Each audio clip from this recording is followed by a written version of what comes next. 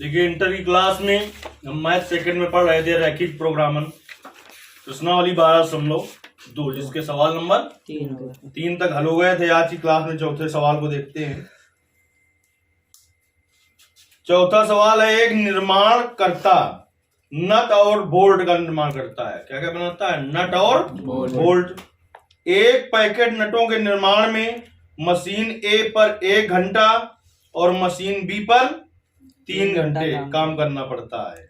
एक पैकेट नटों के निर्माण में मशीन ए पर 1 घंटा और मशीन बी पर 3 घंटे काम करना पड़ता है, जबकि एक पैकेट बोल्ट के निर्माण में 3 घंटे मशीन ए पर और 1 घंटा मशीन बी पर कार्य करना पड़ता है। वह नटों से 17.50 रुपए प्रति पैकेट और बोल्टों से 7 रुपए प्रति पैकेट लाभ कमाता है यदि प्रतिदिन मशीनों का उपयोग अधिकतम 12 घंटे किया जाए। यानी प्रतिदिन मशीनों का उपयोग कितने घंटे किया जाए? 12 घंटे किया जाए। तो प्रत्येक नट और बोल्ट के कितने पैकेट उत्पादित किए जाए ताकि लाभ अधिकतम कमाया जा सके। पूरे सवाल में अधिकतम की बात की गई है। यानी समीकरणों में चिन्ह का लगेगा जो बनेगी न्यूनतम कहे तो ग्रेटर देन और इक्वल टू का, अधिकतम कहे तो लेस देन और इक्वल टू का। देखिए इधर से तैयार करते हैं जिससे आसानी से समझ में आ जाए। नट बना रही है कंपनी और बोल्ट, नट और बोल्ट बना रही है। तो हम मान लें कि नट के एक्स पैकेट और बोल्ट के वाई पैकेट बनाए जाए। देखिए यहाँ पर लिख देते हैं हम। माना लिखा वो दिखाई पड़ा उसमें? दिख रहा मार्कर गड़बड़ है। माना नटों के एक्स पैकेट तथा बोल्टों के वाई पैकेट उत्पादित किए जाएं या बनाए जाएं। पैकेट बनाए जाएं लिख दें, चाहे उत्पादित किए जाएं। इधर जो लिखेंगे वो सब जगह लिखे मिलेगा आपको सीधे। जो मैं इधर लिख के समीकरण तैयार कर रहा हूं वो कहीं लिखा नहीं मिलेगा। जब तक आप ऐसे नहीं समझेंगे असमीका कितने सवालों की रटेंगे। देखिए तो मशीन ए है और बी, मशीन बी है। 2 मशीन है ए और बी। चलिए फिर से सवाल में आते हैं। एक निर्माणकर्ता नट और बोल्ट का निर्माण करता है। एक पैकेट नटों के निर्माण में मशीन ए पर 1 घंटा और मशीन बी पर 3 घंटे काम करना पड़ता है, जबकि एक पैकेट बोल्ट के निर्माण में 3 घंटे मशीन ए पर, मशीन के सामने 3 बी पे और बी पे 1 घंटा, बी पर 1 घंटा। यक्स के नीचे यक्स और वाई के नीचे वाई। अधिकतम कितनी देर कार्य किया जाता है? 17 घंटे। अधिकतम 12 घंटे उपयोग किया जाता है। प्रतिदिन मशीनों का अधिकतम 12 घंटे, यानी मशीन ए का भी उपयोग 12 घंटे किया जाता है और मशीन बी का भी उपयोग 12 घंटे किया जाता है। समीका बन गई। देखिए कैसे बन गई। मशीन ए के लिए x + 3y लेस देन और इक्वल टू 12। दूसरी समीका क्या बन गई? 3x + y लेस देन और इक्वल टू 12। और 2 समीकरण अपने मन से लिखी जाती हैं। अब बात आई उद्देश्य फलन कहां से मिले। देखिए कहता है नटों से 17.50 रुपए प्रति पैकेट, यानी नट का एक पैकेट बेचे अगर वो तो 17.50 रुपए का लाभ होता है। तो हमने कितने पैकेट माने? तो यक्स पैकेट बेचने पर कितना लाभ होगा? 17.50 यक्स। और बोल्ट का एक पैकेट बेचे तो 7 रुपए का लाभ होता है। तो हमने वाई पैकेट माने 7 वाई, तो 7 वाई का लाभ होगा। कुल लाभ कितना होगा? वही उद्देश्य फलन होता है। कुल लाभ यानी नटों और बोल्टों पर बेचने पर कितने का लाभ होगा? तो नट बोल्ट बेचने पर कितने का लाभ हो रहा है? 17.50 यक्स और बोल्ट बेचने पर 7 वाई। तो दोनों को बेचने पर कितना लाभ होगा? 17.50 यक्स धन 7 वाई। यही क्या है? उद्देश्य फलन है। तो देखिए नहीं समझ में आई बात? तो उद्देश्य फलन जेड बराबर बेटा क्या हो गया 17.50x धन 7y। नहीं जान पाएगा कहां से लिखा है। अब देखिए अवरोध या इसी को आ जाता है समीका, उसमें देखना यार साफ न दिखाई पड़ रहा हो बता देना। दिख रहा है। अवरोध या समीका, चलिए अब लिख देते हैं। पहले समीका बनेगी मशीन ए के लिए, मशीन एक ए के लिए क्या हो जाएगी मशीन ए के लिए बताओ। अच्छा x प्लस 3y दोनों का उपयोग अधिकतम 12 घंटे किया जाता है 12। मशीन बी के लिए क्या हो जाएगा। मशीन बी के लिए चले जाओ मशीन बी वाले में, ये मशीन बी की 3x ऊपर वाली थी x की सॉरी मशीन ए की, तो 3x plus y less than और इक्वल टू 12। और दो समीकरण अपने आप लिखी जाती है, वो कोई बदलती नहीं है। x ग्रेटर देन और इक्वल टू 0 और y ग्रेटर देन और इक्वल टू 0। ये आप फेयर नो दरबार लिख देंगे बगल में, कोई दिक्कत नहीं। तुमने कैसे तैयार किया, अच्छी बात है। इसका सीधे हल जो मिलेगा वो सीधे सटकाएं बनी मिलेंगी हर सवाल में। इधर जो हम समझाते हैं वो कहीं नहीं मिलने वाला तुम्हें। चलिए अब हम हल करें सवाल को, बड़ी आसानी से हल हो जाएगा क्योंकि समीकरण दी हो तो ऐसे समीकरणों का हल हम कक्षा 11 से करते चले आएंगे, नहीं करते चले आएंगे। यहाँ पर उद्देश्य फलन केवल हमें अधिक मिल गया है। 11 में नहीं अगर आपने सीखा तो 12 में इसके पहले वाली प्रश्नावली हमने पढ़ाई है कि समीकरण दी हो तो हल करना। चलिए असमीकरणों के संगत क्या लिखेंगे, रैखिक समीकरण। असमीकरणों के संगत रैखिक समीकरण, असमीकरणों के संगत रैखिक समीकरण। x plus 3y equal to 12 समीकरण नंबर 5 हो गया। 3x धन y बराबर 12 समीकरण 6 हो गया। x बराबर 0 समीकरण 7 हो गया। y बराबर 0 समीकरण 8 हो गया। आप समीकरणों को हल करने के दो तरीके बताए थे, लेकिन अगर हम सारणी बना के हल कर लें तो सवाल छोटा हो जाता है, तो वही बना के हल किए ले रहे हैं हम। x plus 3y equal to 12 के लिए क्या हो जाएगा, देखिए बेटा बना लेते हैं हम। यहां पर x और यहां पर y, तो देखिए इसमें x बराबर 0 रखो, 3y बराबर 12 तो y बराबर 4। अब y बराबर 0 रख दो तो x बराबर 12।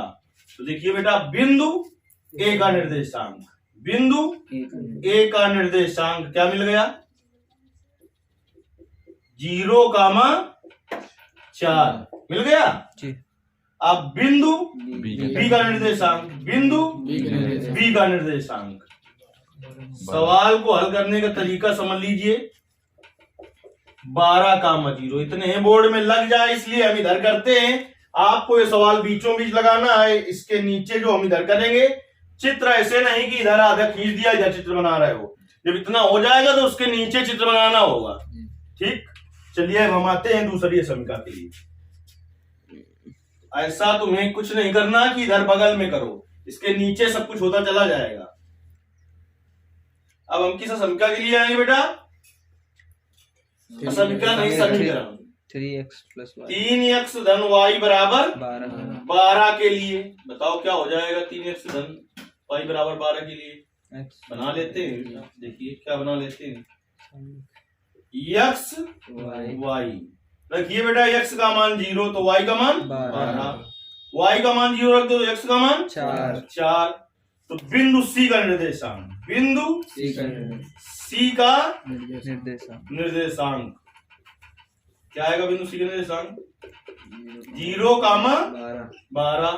फिर बिंदु D का निर्देशांक, बिंदु D का निर्देशांक क्या आएगा, बिंदु D का निर्देशांक 4,0 4,0। अब देखिए इसके प्रतिच्छेद बिंदु की जरूरत पड़ेगी कि नहीं पड़ेगी? पड़ेगी। तो पहले ही याद कर लेने, निर्देशांक से लगभग समझ में आने लगता है। जी। अब इतने दिन से सवाल हल कर रहे होगी काटेगी कि नहीं काटेगी भाई। 0,4 तो मिल गया, फिर 12,0 इधर मिल जाएगा, फिर इसके बाद 0,12 ऊपर होगा और 4,0 इधर होगा, इसके अंदर काटेगी कि नहीं काटेगी? तो देखिए समीकरण 5 और 6 को हल कर लें। या तो x का गुणांक बराबर करें या तो y का। मान लो कि x का गुणांक बराबर करना है तो क्या करेंगे, समीकरण 5 में 3 से गुणा करेंगे और समीकरण 6 को घटा देंगे। तो देखिए समीकरण 5 में 3 से गुणा करके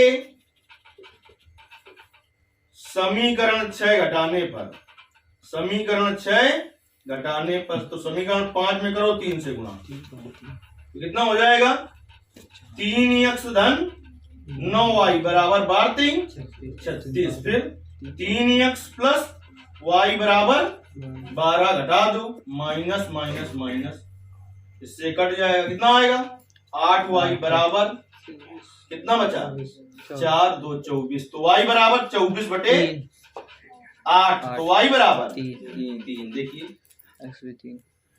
यहाँ पर हम किए दे रहे हैं, आपको ऐसा कुछ नहीं करना है, मैंने बताया नीचे को हल करते जाना है।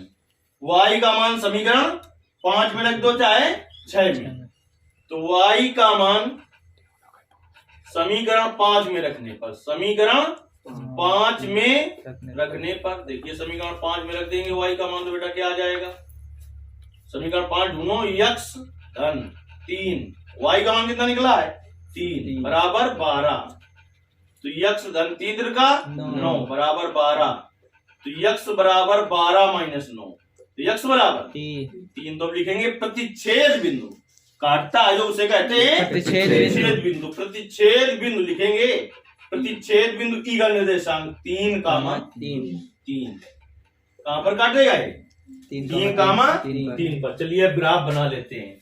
तो प्रतिच्छेद बिंदु पर ना जाइए और सब बिंदुओं पर देखिए 1 सेंटीमीटर और 4 मान लें तो हो जाएगा, नहीं हो जाएगा। अगर थोड़ा बड़ा बनाना चाहते हो तो 1 सेंटीमीटर बराबर 2 मान लो, ठीक, 1 सेंटीमीटर बराबर 2 मान लेंगे अगर, तो क्या सेंटीमीटर तो में बन जाएगा 6 में बन जाएगा, तो मान ले, माना 1 सेंटीमीटर बराबर 2, ये पैमाना मान लिया। आप देखिए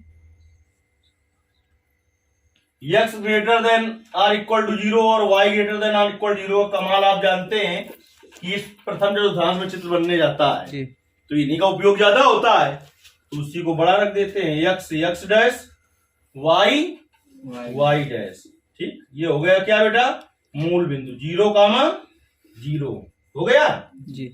1 सेंटीमीटर में क्या लिखेंगे 2, फिर 4, फिर 6, फिर 8, फिर 10, फिर 12, ठीक। इसी तरीके से यहाँ पर क्या होगा 2, फिर दूसरे सेंटीमीटर में 4, फिर 6 क्योंकि 1 सेंटीमीटर बराबर कितना माना है 2, फिर 8, फिर 10, फिर 12, तो बिंदु ए का निर्देशांक 0,4, ये बेटा बिंदु ए 0,4।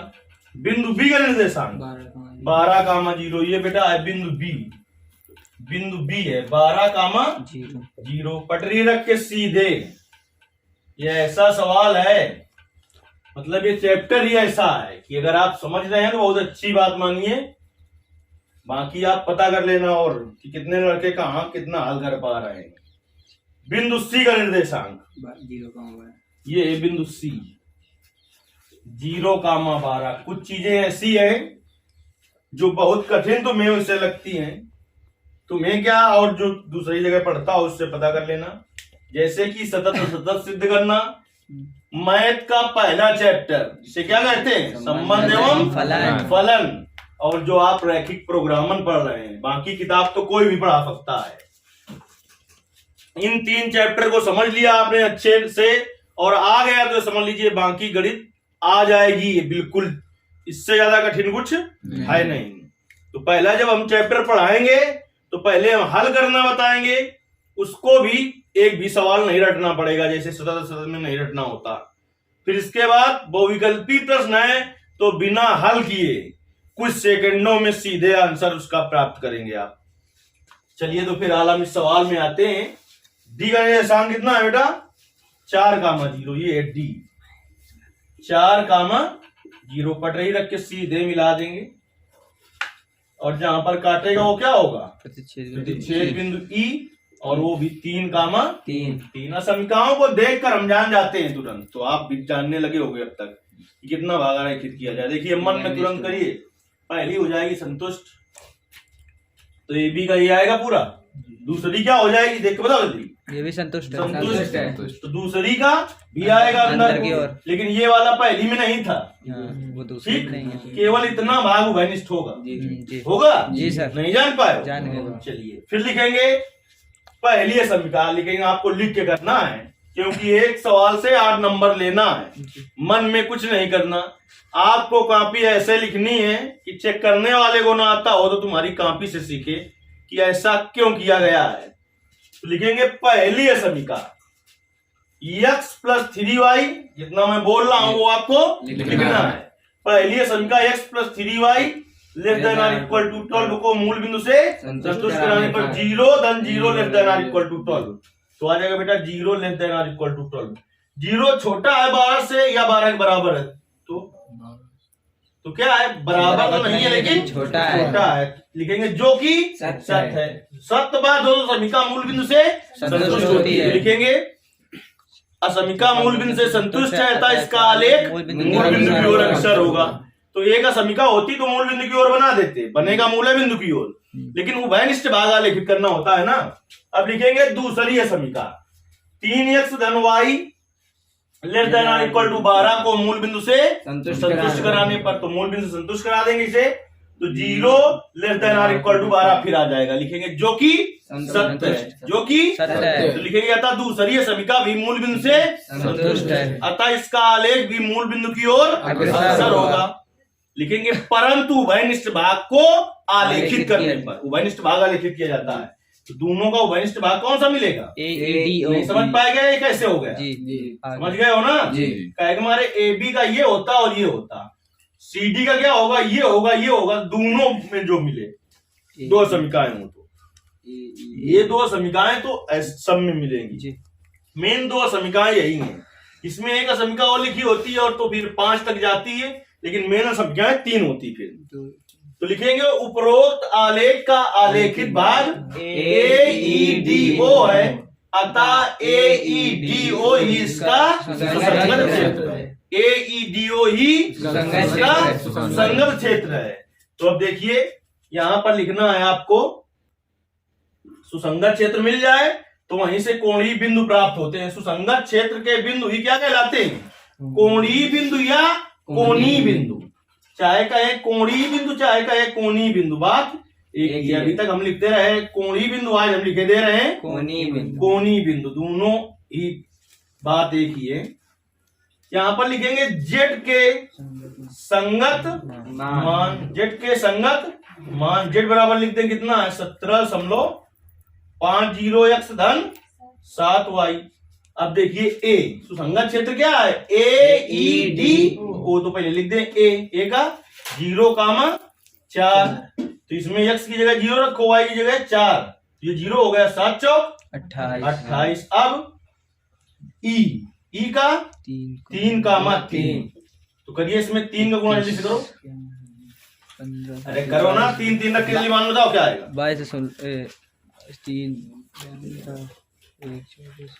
52.5, हाँ 52.5 देख लीजिए रख के, फट आ रहा हो तुम्हारा 52 62 52.5 52.5। अब डी 4,0 रखो, x की जगह 4, y की जगह 0, 4 गुणा कर दो इसमें। अभी सर जी कहाँ 73.5, 21 भी तो जोड़े 73.5 होगा। तो पूरा जोड़ के हमने कहा यार मान बताने को, 73.5। हाँ 21 और जोड़ देंगे। इसमें और प्लस 7 त्रिका 21 नहीं हो जाएगा क्या? पूरा जोड़ के बताना। 73.5। 73.5। 4 कामा 0 रखो, x की जगह 4 और y की जगह 0। 4 बार गुणा करेंगे 2 ये बन जाएगा 70 हो जाएगा। 35 और ओ 0 कामा 0। इससे कुछ लेना देना मूल बिंदु वाले से नहीं होता। लिख देते हैं, उस एरिया में आता है। तो क्या मान पूछा था? अधिकतम की न्यूनतम? अधिकतम। तो अधिकतम लाभ हमें कितने रुपए का प्राप्त होगा? नीचे लिखेंगे अधिकतम लाभ 73.5 रुपए का प्राप्त होगा जब हम बोल्ट नट के 3 पैकेट और बोल्ट के भी 3 पैकेटों का निर्माण करें। आंसर देखिए, अधिकतम लाभ 73.50 रुपए प्राप्त होगा। नहीं आ रहा है क्या? आ रहा है। 3 पैकेट आ रहा। अधिकतम लाभ लिखेंगे यहाँ पर नीचे। अधिकतम लाभ 73.50 रुपए प्राप्त होगा कब? जब नट के 3 पैकेट बनाए। पहले जो आए OX का मान नट के पैकेट थे और बोल्ट के 3 पैकेट। यानी अधिकतम लाभ कमाने के लिए उसको क्या करना होगा? किसका कितना निर्माण करना होगा? 3 पैकेट नट के 3 पैकेट और बोल्ट के 3 पैकेट। यदि वास्तव में ये सवाल तुम्हें बहुत आसान भाषा में समझ में आ रहे हो तो अधिक से अधिक लोगों तक इसको पहुंचाइए। धन्यवाद।